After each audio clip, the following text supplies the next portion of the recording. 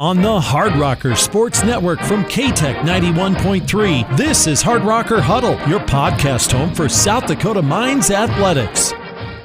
My name is Josh van Valkenburg-Gernert, and we're here today with another episode of the Hardrocker Huddle. Today my guest is Kaleb Roth from the Hardrocker football team. Thanks for joining us today, Kaleb. First, let's just get started by talking a little bit about where you grew up, what it was like growing up there, and your family life. Yeah, I grew up in the Madera Ranchos of California. It's pretty much the opposite of what you would assume a California town to be like. It's a small farming town in the Central Valley. And it was, I really enjoyed growing up there. A lot of people wanted to graduate and move out, and I did that too, but I really enjoyed being a kid growing up. Small town, like sub 10,000 people. One high school, one middle school. So everyone knew everyone growing up. All my preschool friends were all my friends I graduated high school with. And I really enjoyed that. Yeah, it must be pretty nice weather out there though, I bet. Not in the summer. It gets up to 110 in the dead of summer. Sure, yeah, that's a little bit much. So did you have any siblings, and then did you pretty much stay there your whole life until you moved out here? Yeah, I was born in Southern California, in Orange County, in a city, and then moved to the Ranchos when I was 5, so all my memories are from the Ranchos. But I have 2 brothers, an older brother, a younger brother. My younger brother actually plays football at Western. So there's some rivalry when our teams play, which is a lot of fun. Sure, and I guess I asked, obviously your other brother plays here. So growing up, when did you first kind of get into sports, and were having 2 brothers, were they kind of a motivation point for you? Was there just a lot of competitiveness? Yeah, there was a lot of competitiveness. Sports was always just something that we did. Me and brothers and friends are just all played all the sports together. Yeah,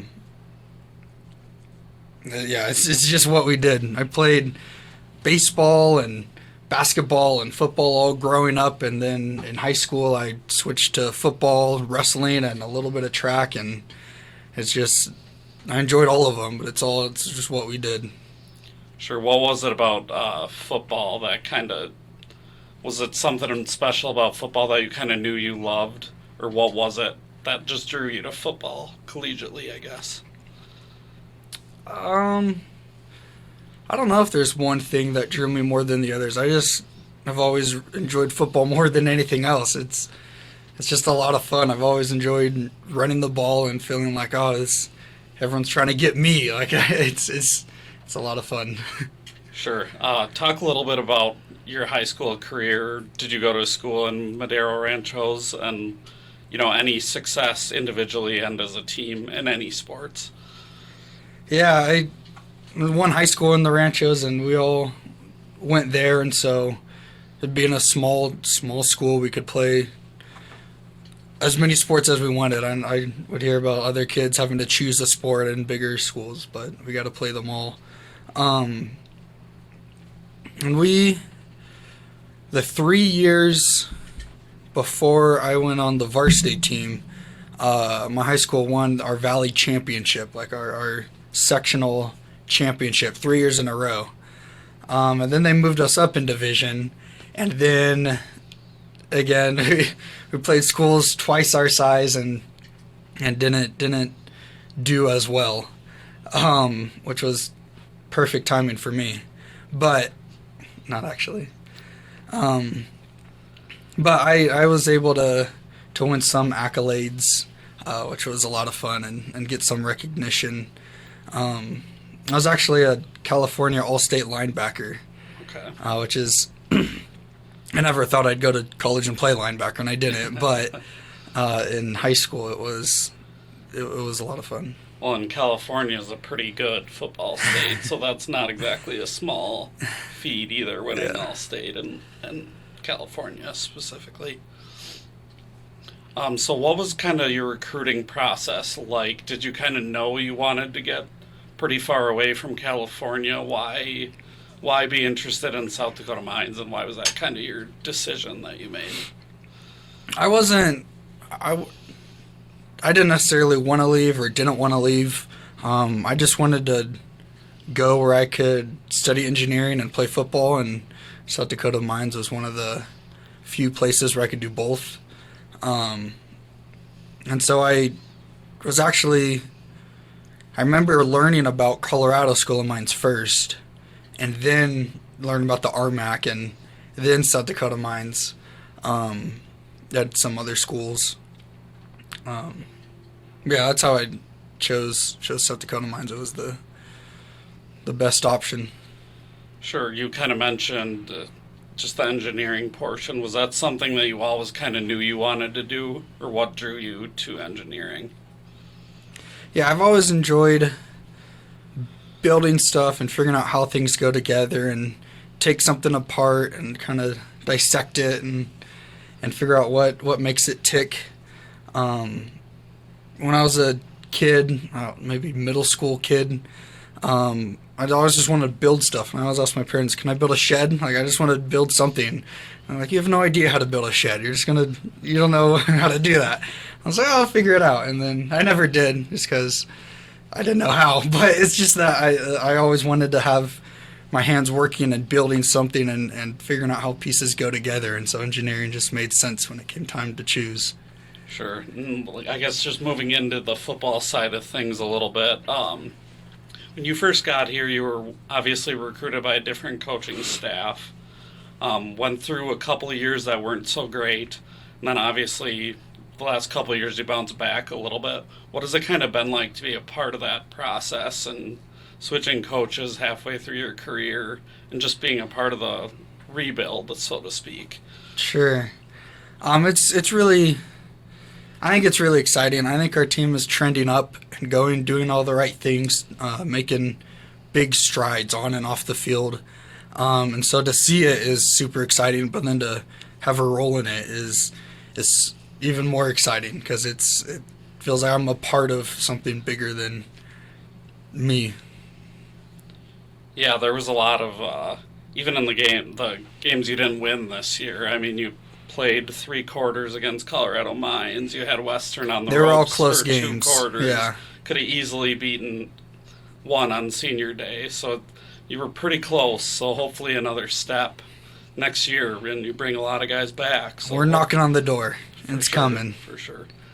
What was it kind of like going into the year? Because I believe when week 1, you were 3rd on the depth chart. Mm-hmm. Ahmad goes down. Mm-hmm. Then Brandon goes down. And you kind of jumped right in and had some immediate success. You had 100 yards against Fort Lewis, 90 against Adams State, and then a pretty good game against Colorado Mines, too. What was it kind of like to be able to just step right in and have success right away? It was really exciting. It was really exciting. After the Adams game, when Ahmad and Orlando went down, it was like, oh, here we go, just next man up, and that's the mentality that everyone has to. They tell us, you never know. You're always one play away, and I was just happy to be able to perform the way I was asked to. Sure, and then again, it must have been pretty disappointing after that Colorado Mines game. You got hurt pretty early in the next week, and then that was it for the season, right? Yep. So that must have been pretty disappointing. How were you able to, stay level-headed, and what was that process like? Yeah, it was a big bummer. My parents and all my grandparents and my girlfriend actually came to that game because it was against Western, and originally my brother was supposed to be playing, and so they're like, oh, we'll come and we'll get to see both of you play on the same field again, and that'll be a lot of fun. But then my brother ended up getting hurt at Western before the season started, And then right off the bat, I got hurt in that game, and so I was like, "Oh no, I'm sorry." But yeah, it was a big bummer coming off of what I thought was a couple good games and then getting hurt. For me though, I think what helps me is I try to stay grounded in things that don't change. And so like sports have a potential to fail you, or they're at least going to end at some point. Academics, your career, they all have a potential to fall away. Even like people might come and go. But for me, I try to keep stay grounded in the Lord and stay true to in my faith, because I don't believe that the Lord will ever fail me. And so if these other things fall apart, and then I can fall back and lean on my faith, and that's what was able to help me stay engaged in the season and not get bitter and joyfully be involved in what I could be involved with.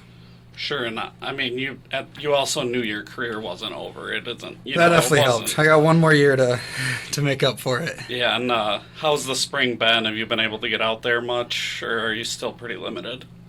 My ankle is doing better. I broke my wrist and had surgery on my wrist recently.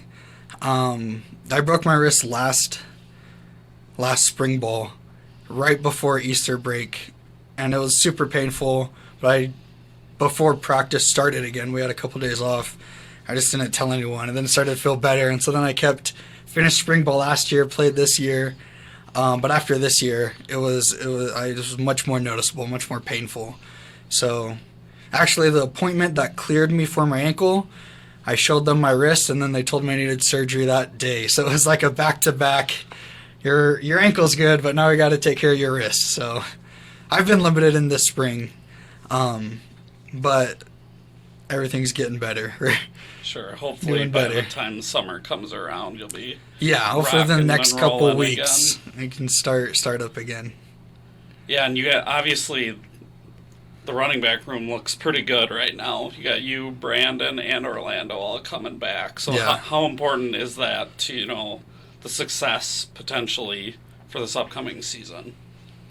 It's really important because, like last year showed, it's easy for, hope it never happens, but easy for people to get hurt. And so to have multiple people coming back who have been in the system for a little bit and familiar with how we do things is good, because you never know when your number's going to get called.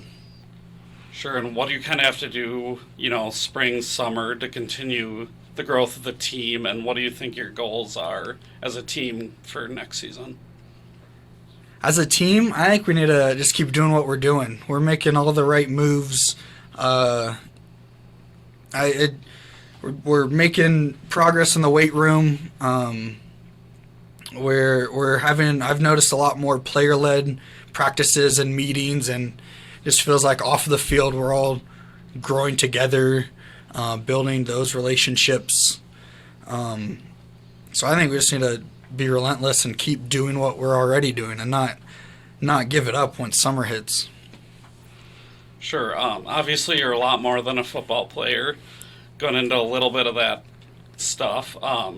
First, I know you're involved in the beginnings of creating a fundraising program. Yeah. Can you talk a little bit about what that is and what the purpose of it is?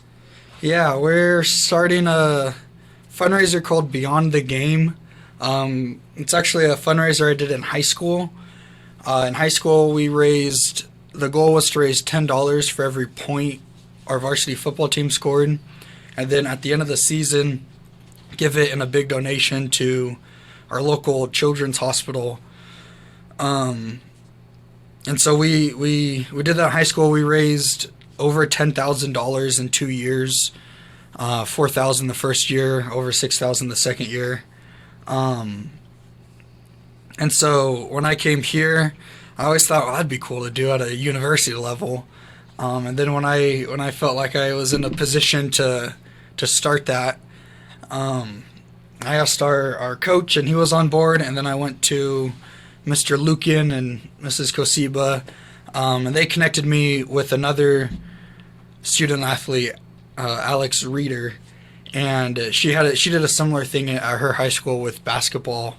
And so the two of us have been working on making Beyond the Game happen at Mines. And what it's going to look like at Mines is similar to the $10 per point, but it'll be across multiple sports. It'll be involving the whole athletic program. The dollar value per stat will be different for different sports and different values. But the idea of football, $10 per point, basketball will be something like $3 per point. And then for other sports it'll be different stats.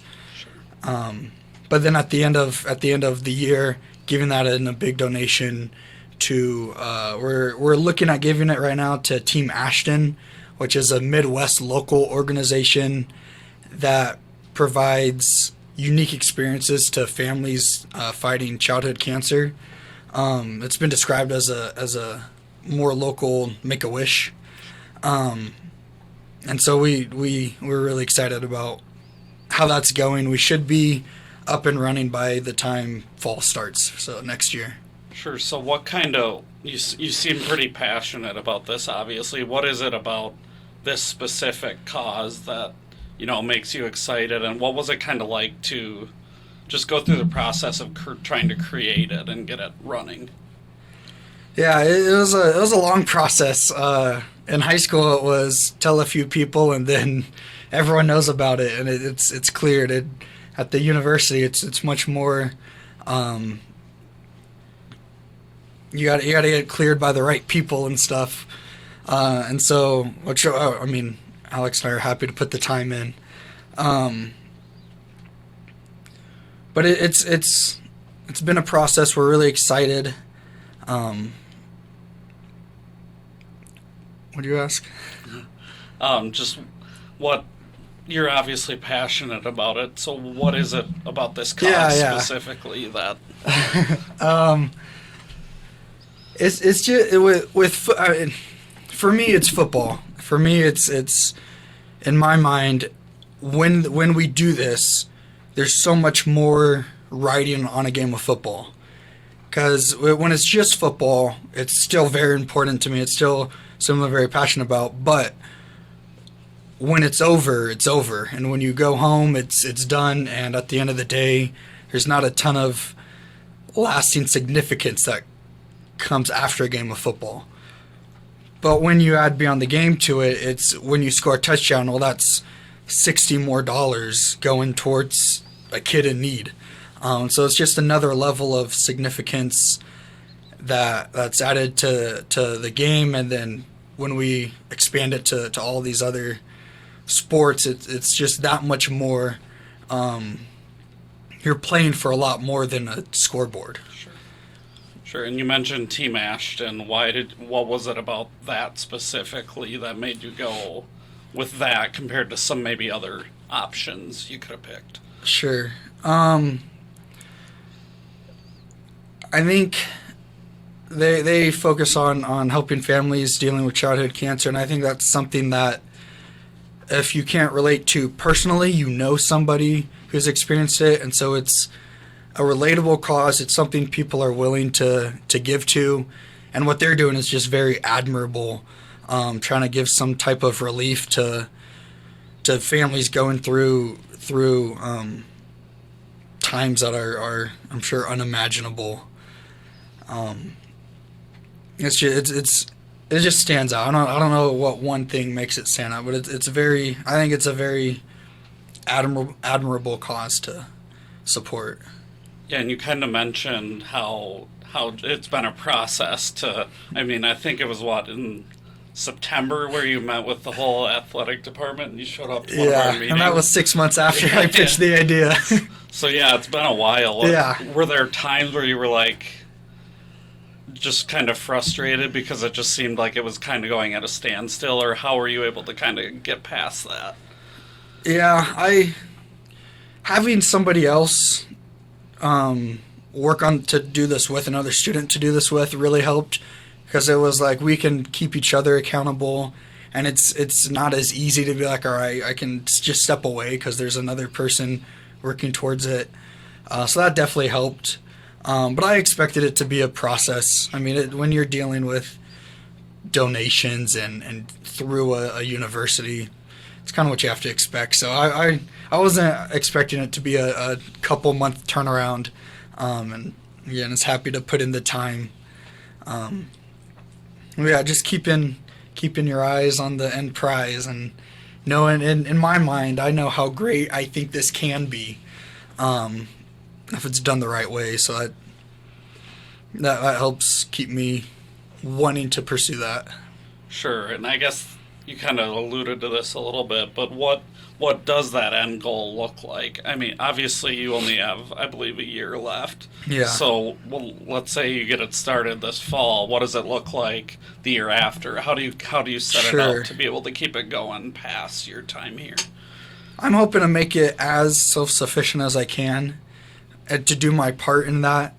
I'm hoping it's a very easy process. We're gonna have a donation link that we can share on live streams of sports, so parents and family and friends of student athletes in other states can see it.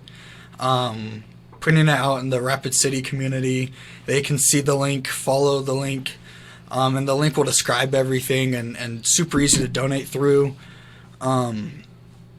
And so hopefully, if anybody, when my time at Mines is done, if anybody wants to take the reins of this, then hopefully it's easy for them to do so. We're at Beyond the Game is actually a subgroup of the Hardrocker Ally Association, which is a great organization at Mines. And so I think within that organization there'll be more than one person willing to keep Beyond the Game going, because there's some great people in the Hardrocker Ally Association. Yeah, that's a great shout out. Keontae and that group are doing amazing things, just the inclusion and with the police league, and yeah, they're doing some great things, and you obviously are as well. Recently, I guess switching to another gear, recently you were just named as you won the Braun Inventor Award. Mm-hmm. You created a campfire starting device. Do you want to talk a little bit about what that device does, what it is, how you got the idea to create it? Yeah, it is a electric fire starter that doesn't use a battery, and it's all human powered. The idea being that all the lighters that people are currently using, like the butane little Bic lighters, the current electric lighters, they're all run out of lighter fluid or have a dead battery. They need to be plugged into an outlet. Even more lasting lighters like flint and steel and the forever matches, they're all dull or for one reason or another need to be maintained or replaced. Whereas this lighter that I'm designing doesn't need to be maintained at all. There's no battery that will die. It's human powered. So as long as you can move your hand, you can charge it. It's gonna have a pump action. And so the idea is that when you're in the outdoors, when you're camping, you'll never have to be without fire, because that can ruin a camping trip if you don't have fire. Yeah, I mean, being out and camping, and you never know, get stranded, you don't have batteries on you, so obviously it's a really good idea. What initially gave you the idea for this specific type of product? I used to go backpacking with my family every summer, and so the familiar with we need to make sure we got packed 2 lighters, we need to make sure we have the right supplies is nothing new. The specific idea, I was actually I don't know why, but I just was interested in how wind turbines work, and I was like, oh, this is cool. Let's see how they work. And then the idea of wind powering, creating electricity and charging something was interesting, and I thought, well, what if there's a lighter that you just blow into? I was going to design it like a wind turbine, but then that wasn't very efficient, and so then I redesigned it and reworked with it. And I was like, oh, they might have something here. So was this part of a class, or was this kind of on your own? No, this was just my own curiosity. How do you find the time? I mean, like, between football, between setting up a fundraising program, where do you find the time to just, hey, I'm going to invent a product? I spread it out. I had this idea a little over a year and a half ago, and so now it's starting to see the light, which is a lot of fun, but it's taken a lot of time, so I just spread it all out. I do what I can when I can, and then whenever it comes to fruition is whenever it does. Sure. So what do you think your plan is for this product? Do you hope to maybe like sell it someday or create a company, or what's kind of the end goal, I guess? Yeah, I'm working with the school. Part of what the Braun Inventor Award was a free application patent. So I'm working with the school in submitting a patent, which will be submitted very soon.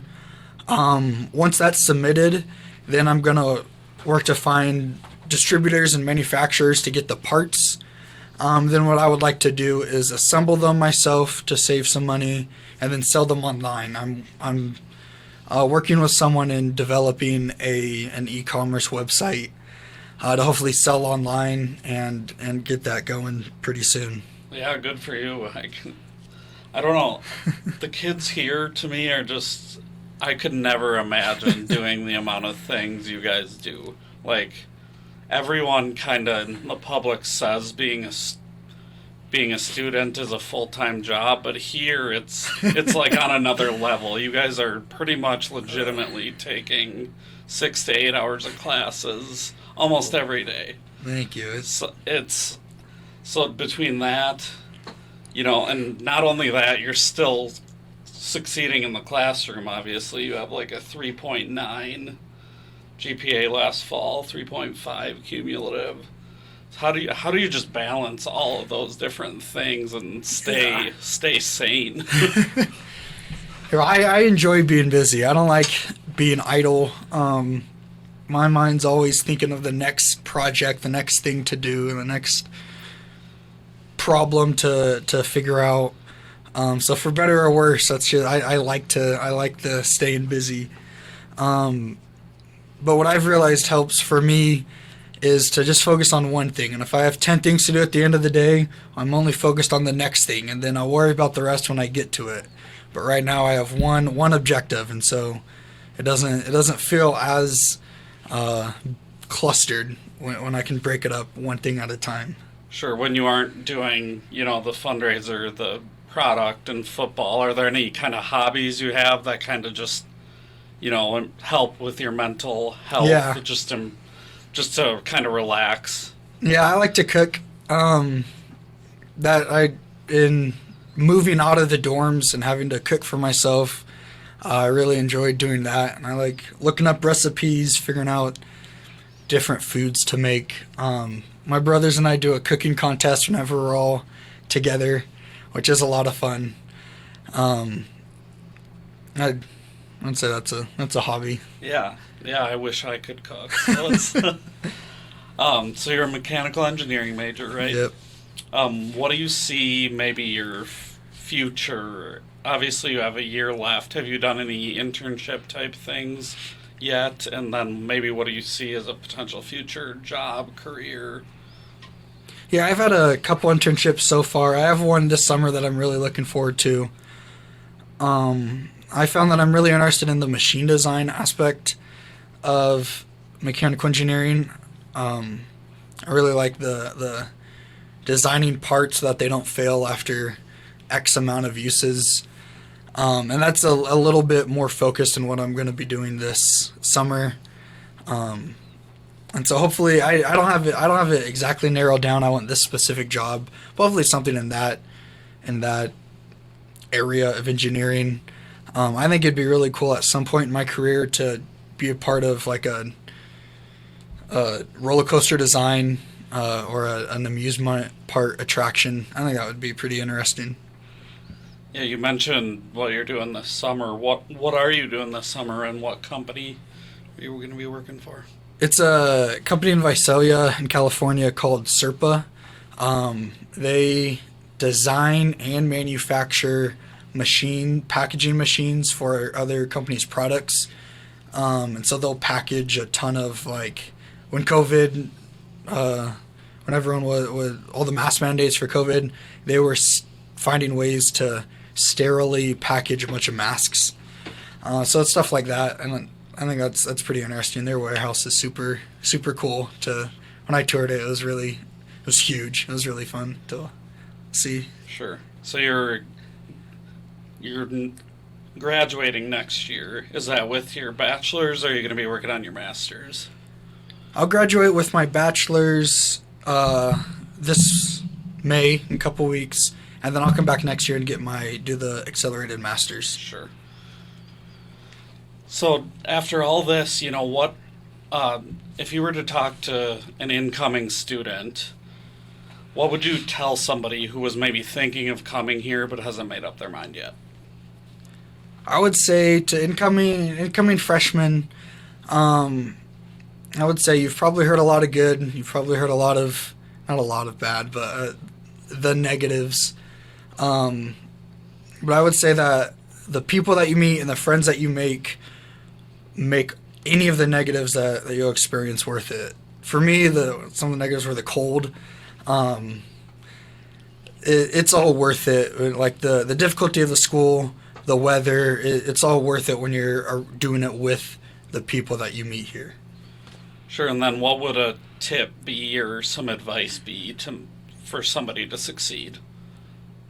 Just, if you want to do something, just try it. It might not be practical, it might not be realistic, but just go for it. There's no harm in asking questions, seeing what it would take to do something, and then trying it. If you have the ability to just try, then try, because you won't succeed if you don't try. Like, that's a pretty typical little saying, but it's very true.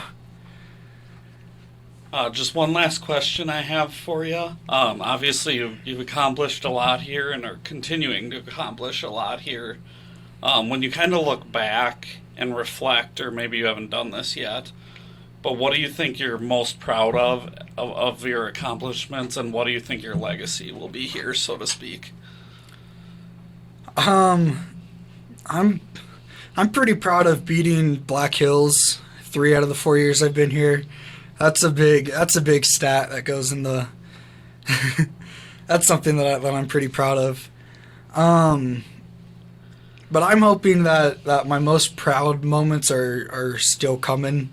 I'm really, when we did Beyond the Game in high school, and we were done with it, I realized this is like one of the best things I've been a part of. This is one of the most proud things that I've been able to be a part of. So I'm hoping that starting that at Mines, that like the peak of that project is still to come. The peak of the lighter project is still to come. The peak of football is still to come. So I'm hoping that some of those most proud moments are in the future still. All right, thank you so much for joining us. Good luck, Thank with you. the fundraiser. Good luck with the fire starter. Thank you. Hopefully you get healthy soon, Yeah. and Fingers we can crossed. see you in September, just running all over people. That's the plan. All right. Thank you. Thank you for having me. This has been the Hardrocker Huddle. I'm Josh Van Valkenburg-Gernert, signing off.